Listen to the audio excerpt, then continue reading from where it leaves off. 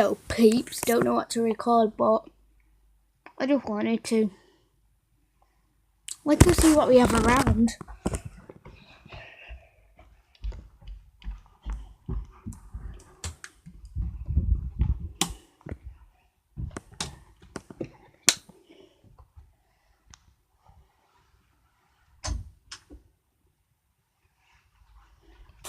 I have an idea.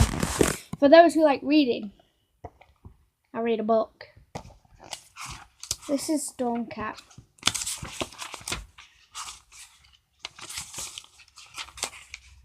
Chapter 1. What do you think of when someone says winter at Christmas snowball fight? If you think of rain and dark nights, you're probably English, and a bit of a misery, to be honest.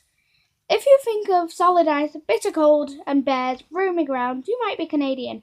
Or come to think of it, Narnian. Sorry if I pronounced it wrong. Libby Sutton, 15, loves animals, books, and lemon bonbons, hates bullying, spitefulness, I guess, and tuna fish. A year ago, I was 14, and so far everything was alright. Well, sort of alright. As alright as it needed to be. There were two of us at home, me and my mum. Her name Kate, and she's an outstanding photographer. Yes. Mostly she photographed places, especially landscapes. My dad scarpered off to the States when I was very little and turns up now and again, but never for long. He's the clever but clueless type. That's all you need to know about him. Mum does freelance work for advertising and displays and all that sort of thing, so she often has to work away from home. When that happens, I stay with my grandparents. I am so lucky to have them. Granny and Grandpa's house is only 10 minutes walk from home, and possibly my favourite place in the world. Where am I? The place where I've been felt right. I feel I'm more myself there than anywhere else, even at home. That's where I learned about animals, and especially wild ones, because Granny and Grandpa volunteer with an animal rescue charity. As soon as I could walk, I was helping them to rescue toads and hedgehogs. There are horses and ponies in the field behind their house, and they've got Poppy. She's a shaggy old mongrel from a rescue centre. Poppy's so ancient that I'm sending for her bus pass and a birthday card from the Queen, but she keeps going. When I'm there, Poppy and we go for a long walk together, and she sleeps on my bed, and nobody minds. I help with the horses too. And when Granny and Grandpa saw how much I enjoyed it, they gave me riding lessons for my birthday. Wherever they're like that, they understand.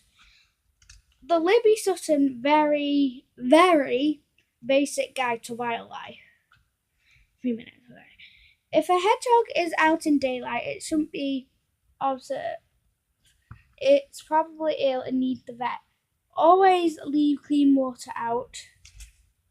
If it's small and chubby with a short tail, it's probably a vole. If it's small with a pointy nose, it's probably a shrew. If it's small and wear glasses, it might be my granny. Give her a hug from me. We used to have family holidays all together, and none of us wanted to get hot and sticky on crowded foreign beaches. We go to New Forest where donkeys wander about in streets, and there are deer and wild ponies, or the Lake District to watch red squirrels. Mum and I have always been close. Sometimes we get on each other's nerves, but mostly it was good. Now and again she dates somebody. Oh God. But it never lasted long. There was nobody who looked like being the one. Nobody she wanted to meet. And then at last she started telling me about Gray. Gray, she told me, was short for Graham, and they met when they were both working on an advertisement project in Scottish Borders. They worked together a lot after that. I could tell from the way she talked that she thought Gray might be the real thing. He was a widower with a 6-year-old son, Cam, short for Cameron. What's wrong with these people? Can't they remember their own names? Put my bookmark there, because I will do another part of Stormcat. I'll probably do a series of this where I read all the way to the end. Goodbye.